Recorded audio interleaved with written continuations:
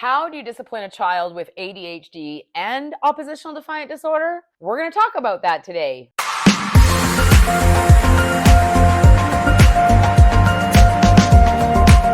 So when my youngest son was 6.5 years old, he was diagnosed with ADHD and the worst case of oppositional defiant disorder the school psychologist had ever seen. I remember dragging him, kicking and screaming into timeout, putting him in his room, holding the door shut with him screaming, banging on the other side.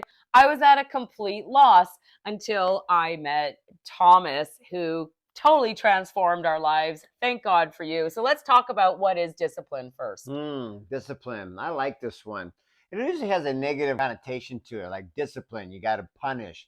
But what if discipline meant to be a disciple, a learner, someone who's ready to team up with a big kid, like a trusted advisor who could show them the way, but allow the little genius spirit that's been labeled ADHD and ODD and anything else underneath the sun to have what we call our goals, the things that we want in life. Yes, and before we go any further, I'm Bonnie Leota, and this is Thomas Leota. Yes, and we work with parents all over the world who are struggling with the most disruptive and defiant child behavior, and we help them transform that into the most healthy, happy, cooperative kids around. So make sure to like the video, subscribe to our channel, and follow us for the most empowering and powerful parenting tips ever. The very first time that Tom had met my son, and Zach would have a 2, 3, 4 hour screaming fit every single night. He went to bed, and I was on my best behavior. I had the stranger in my house. I was being as nice as I could possibly be,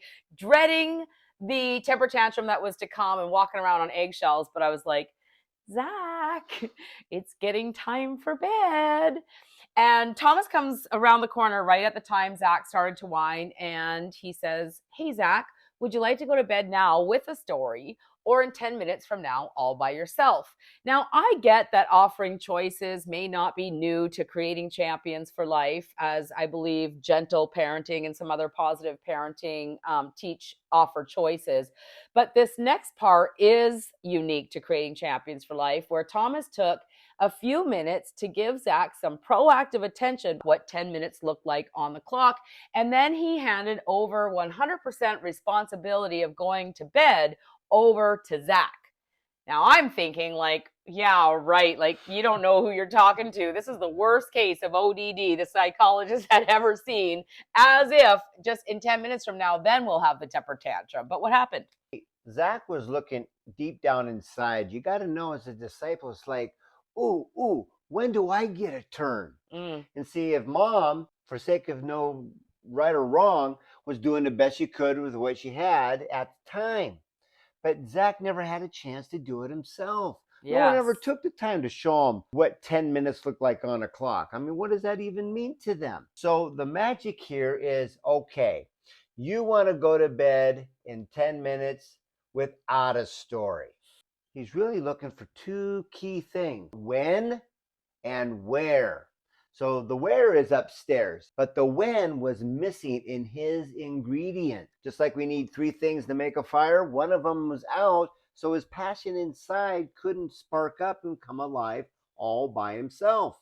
So we showed him, big hand is here. That's a 12. When it gets to the 2, that's 10 minutes. Share with me what 10 minutes looks like. And he echoed back. We went through this process. So in his mind, he could watch the clock.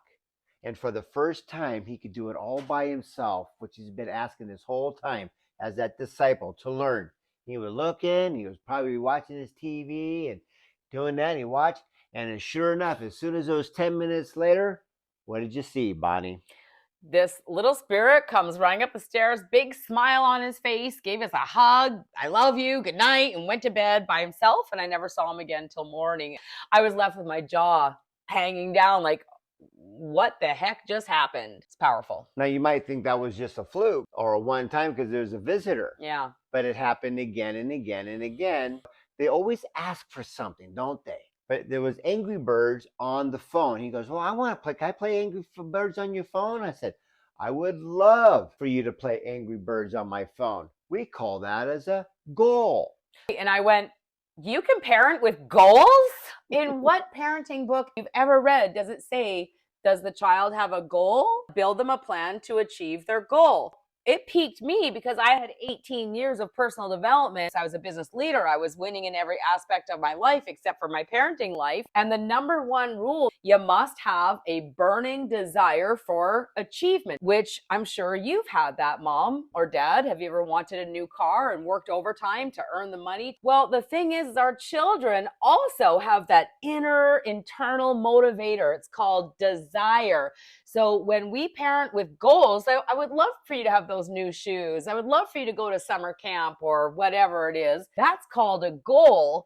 That is going to ignite the best gift you could ever give to your child. It's called desire for something. And that's the spark, the light bulb switch that's going to cause them to cooperate with you by their own choice, which makes all the difference in the world. Exactly. The Yeah. power comes from the inside Yes. out versus dangling a carrot from the outside in. I was like, okay, so there's the goal. Now, the next one in this is that there must be a plan. So I asked Zach, I was like, hey, Zach, can I ask you a question?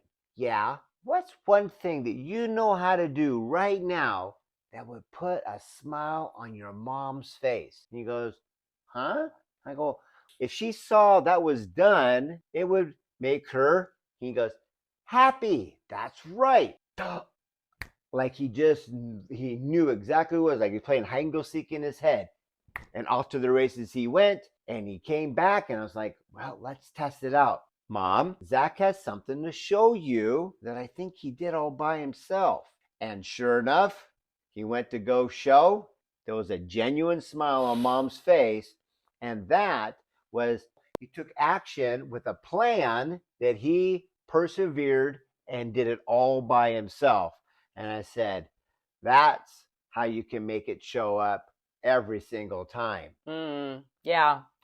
I'd pull into the driveway and both Zach and Jenny, like they were 6 and 9. She was also an ADHD child. And they were cleaning out the back of my truck, stacking the papers. And I'm like, it's time to come in. They're like, we can't come in. We're not done cleaning yet. And I was like, what? Say what? And then one morning, my 11-year-old daughter and her friend were making me pancakes, breakfast in bed, and sweeping the kitchen floor. I wasn't even asking them to do it, but they wanted to have a sleepover that night. And so they were working towards a goal. I mean, this is really powerful stuff. I could share hundreds of examples like this. All 4 of my kids kind of started to step up. The house started to get more in order.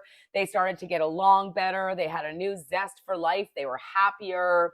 And really within a short period of time, I received letters from both my youngest kids saying that they didn't qualify for any diagnosis or IEP in the school system anymore. They weren't showing any signs of ODD or ADHD. Will they outgrow it? Nope, they're not going to outgrow it, but can they learn the missing life skills to get rid of the symptoms of these childhood disorders? And the answer is absolutely yes, they can.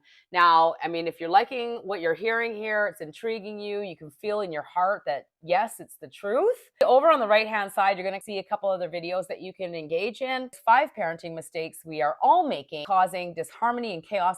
And then the other video is ways to discipline a child from confusion to clarity. Until we meet again, Here's to your parenting success.